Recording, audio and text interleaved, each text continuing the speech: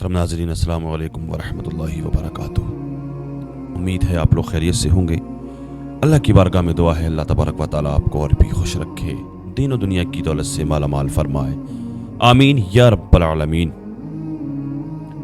मुफ्ती सलमान अज़हरी साहब के ताल्लुक़ से क्या बात करूं, कुछ समझ में नहीं आ रहा है क्या बात की जाए, क्योंकि कल बहुत सारे यूट्यूबर्स ने मुफ्ती सलमान अज़हरी साहब की ज़मानत की खबर सोशल मीडिया पर डाली थी। सारे यूट्यूबर्स ने मुफ्ती सलमान अज़हरी साहब को आज़ाद कर दिया था, और हकीकत बात है ज़मानत हो गई थी लेकिन रिहाई नहीं हुई थी, रिहाई होने वाली थी। बिल्कुल ऐन मौके पर मुफ्ती सलमान अज़हरी साहब को रोक दिया गया। जुल्म पे जुल्म। क्या हुआ ऐसा, आखिर क्या ऐसा रहा? सबसे पहले तो मैं ये कहना चाहता हूँ, देखिए अब तो मुझे ऐसा लगता है कि मुफ्ती सलमान अज़हरी साहब के ताल्लुक़ से कोई ख़बर ना ही डाली जाए तो बेहतर है, क्योंकि अब यार शर्म जैसी महसूस हो रही है। क्योंकि हमने कल भी हमने एक वीडियो पोस्ट की थी मुफ्ती सलमान अज़हरी साहब के ताल्लुक़ से कि हज़रत की रिहाई होने को रह गई, ज़मानत हो गई है। अब लोग पूछते हैं, व्हाट्सएप पे मैसेज करते हैं, कमेंट करके कहते हैं कल हज़रत कल तो करे थे, अब ज़मानत हो गई है, कल तो करते अब रिहाई हो गई। मैं क्या बताऊँ यार, कुछ नहीं कहा जा सकता, अल्लाह ही मेहरबान है, बस दुआ ही कर सकते हैं हम और आप। जैसे जैसे खबर आई वहाँ से, जैसे जैसे अपडेट आई वैसे हमने आप लोगों तक पहुँचाई।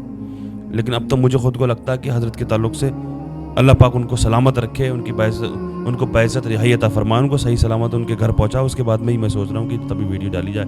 लेकिन फिर भी लोग पूछते हैं कि मारो भाई क्या रहा, फ़ोन करके पूछते हैं, कुछ लोग व्हाट्सएप पे मैसेज डाल के पूछते हैं, कुछ किसी तरह से पूछते हैं, कुछ कमेंट के ज़रिए पूछते हैं कि मुफ्ती सलमान अज़हरी साहब का क्या रहा।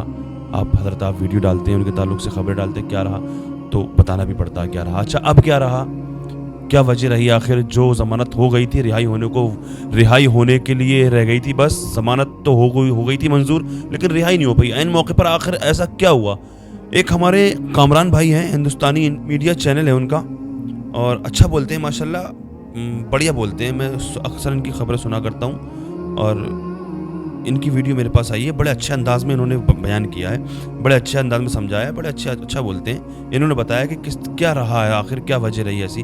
हज़रत पे बताया इन्होंने कि कोई पासा होता है, पासा शॉर्ट फॉर्म है, ये फुल फॉर्म में कुछ और ही बताएंगे ये अभी, कि पासा मुकदमा लग गया है हज़रत पे। क्या लग गया है, क्या होता है ये पासा, ये देखते हैं वीडियो में। आखिर अच्छे अंदाज में उन्होंने वजाहत की है। दोस्तों, बड़ी खबर आ रही है, मुफ्ती सलमान अज़हरी साहब के ऊपर पासा इम्पोज कर दिया गया है। जी हां, गुजरात की गवर्नमेंट ने उनके ऊपर prevention of anti social activities act का एक्ट के तहत उन पर कार्रवाई करने की बात की है। आज जैसे ही उन्हें बेल मिली, आपको बताएं कि मुडासा कोर्ट से उन्हें बेल मिल गई थी, जिसके बाद साबरमती जेल से उन्हें सीधे रिहा होना था। हालांकि उनके ऊपर शर्त लगाई गई थी कि आप अपना पासपोर्ट जमा कर देंगे, लेकिन इसके बावजूद इधर ये तमाम लोग जो है इंतजार में थे कि मुफ्ती सलमान अज़हरी साहब को रिहाई मिलेगी, लेकिन ऐसा नहीं हुआ। दोस्तों, वीडियो सामने आ गया है, आप देख सकते हैं कि किस तरह से मुफ्ती सलमान अज़हरी साहब को साबरमती जेल से निकाला गया है। ये आप देख सकते हैं, मुफ्ती सलमान अज़हरी साहब साबरमती जेल से निकल रहे हैं, और यहाँ पर लगातार लोगों की भीड़ थी, पत्रकार बंधु वहाँ पर मौजूद थे, और यहाँ से मुफ्ती सलमान अज़हरी साहब को यानी कि साबरमती जेल से अब वडोदरा जेल ले जाया गया है, और इनके ऊपर पासा प्रिवेंशन जो एक्ट है वो लगा दिया गया है। Prevention of anti social activities act के तहत मुफ्ती सलमान अज़हरी साहब को अब साबरमती जेल से ले जाया जा रहा है वडोदरा जेल में, जहां आप देख सकते हैं। और अब उन्हें जो है आपको बता दें कि पासा जो एक्ट होता है वो जनरली ऐसे लोगों के ऊपर लगाया जाता है जिससे समाज को खतरा हो। मुफ्ती सलमान अज़हरी साहब को समाज से खतरा एक तरह से इन्हें इस तरह से दिखाने की कोशिश की गई है कि इनसे इस समाज को खतरा है। आपको बताएं दोस्तों, इस कानून के तहत मुफ्ती सलमान अज़हरी साहब को अगले 3 महीने तक तो कम से कम जेल में रहना पड़ सकता है। और अगर मैक्सिमम बात करें इस मामले में, अगर पासा इनके ऊपर इम्पोज किया गया है जिस तरह से, अगर पूरी तरीके से गुजरात गवर्नमेंट अड़ जाती है, वहाँ की पुलिस प्रशासन अड़ जाती है, तो मुफ्ती सलमान अज़हरी साहब को अगले 1 साल तक जेल में रहना पड़ सकता है। इस खबर के बाद यकीनन लोगों के अंदर गुस्सा है, आक्रोश है, जो लोग मुफ्ती सलमान अज़हरी साहब को चाहते हैं, क्योंकि लोगों को ये उम्मीद थी कि मुफ्ती सलमान अज़हरी साहब को आज रिहाई मिल जाएगी। अदालत ने फैसला सुनाया कि जो है डिस्पोज किया गया। जैसे ही बेल मिली, लगातार लोगों के अंदर जो है चैन और सुकून आया, लेकिन इसके बाद कुछ ही लम्हों के बाद ये खबर सामने आई कि उनके ऊपर पासा इम्पोज कर दिया गया है। हमने आपको शुरू से ही अल्लाह पाक हिफाजत फरमाए मुफ्ती सलमान अज़हरी साहब की। दुआ ही कर सकते हैं भाई हम तो, और कुछ नहीं कर सकते, सिर्फ दुआ कर सकते। अब इस पर ये कह रहे हैं कि बहुत लोग गुस्से में हैं, ऐसा है वैसा है। मुफ्ती सलमान अज़हरी साहब को जिस दिन पुलिस प्रशासन ने हिरासत में लिया था, उस दिन लोगों का, उनके आशिकों का, मुफ्ती सलमान अज़हरी साहब के चाहने वालों का एक सैलाब सा उमड़ गया था। थाने के बाहर वहाँ पर आपने वीडियो देखी होंगी, वहाँ से वायरल हुई थी।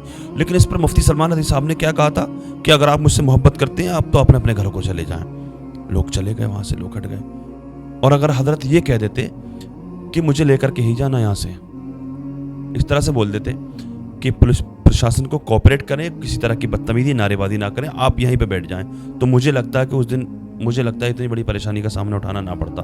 देखिए, अल्लाह तबारक व तआला अपने बंदों पर आजमाइशें भी डालता है, इम्तिहान भी लेता है, लेकिन कहीं ना कहीं मुझे ऐसा लगता है ये जुल्म हो रहा है यार, ये जुल्म हो रहा है। और हुजूर ने फरमाया, हदीसों का मफहूम है, हुजूर की हदीस पाक का मफहूम है कि जुल्म को सहना जुर्म है, जुल्म को सहना भी जुर्म है। लेकिन ये पुलिस प्रशासन है, ये सरकार है, यहाँ की गवर्नमेंट है, अब कानून से तो नहीं लड़ा जा सकता, लेकिन कहीं ना कहीं जुल्म हो रहा है, कहीं ना कहीं जुल्म हो रहा है। मैं चाहूँगा कि दोबारा से निकलें और संविधान के दायरे में रह के हजरत की सपोर्ट करें, संविधान के दायरे में रह के प्रदर्शन करें।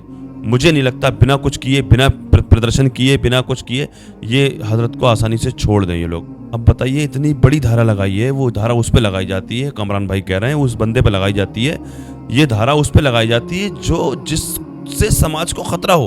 अब मुफ्ती सलमान नदवी साहब से समाज को खतरा है, बताइए। उन्होंने कहा कि अगर मुझसे आप प्यार करते हैं आप अपने अपने घरों को चले जाएं, बताइए, तो समाज को खतरा हो सकता है ऐसे इंसान से। खैर, कोई बात नहीं है, दुआ कर सकते हैं, अल्लाह पाक हिफाजत फरमाए। अल्लाह पाक अपने नेक बंदों को आजमाइशों में डालता है, उनसे उनके इम्तिहान लेता है। अल्लाह पाक, हम तो दुआ ही कर सकते हैं, अल्लाह पाक की बारगाह में दुआ है अल्लाह तबारक व तआला मुफ्ती सलमान नदवी साहब की हिफाजत फरमाए, उनको बाइज़्ज़त रिहाई अता फरमाए, दुनिया के तमाम मुसलमानों की इज़्ज़त व आबरू की, जान और माल की हिफाजत फरमाए, दुनिया में जहाँ जहाँ परेशान मुसलमान हैं सबकी परेशानियों को दूर फरमाए, जो जहाँ भी मुसलमान जेलों में बेकसूर कैद हैं उन सबको बाइज़्ज़त रिहाई अता फरमाए। मौलाना कमर गनी उस्मानी साहब को भी अल्लाह पाक उनकी हिफाजत फरमाए, उनको बाइज़्ज़त रिहाई अता फरमाए।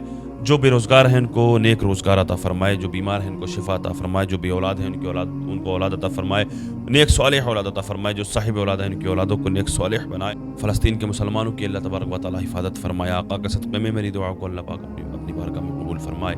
आमीन या रब्बल आलमीन। अस्सलामु अलैकुम व रहमतुल्लाहि व बरकातुहू।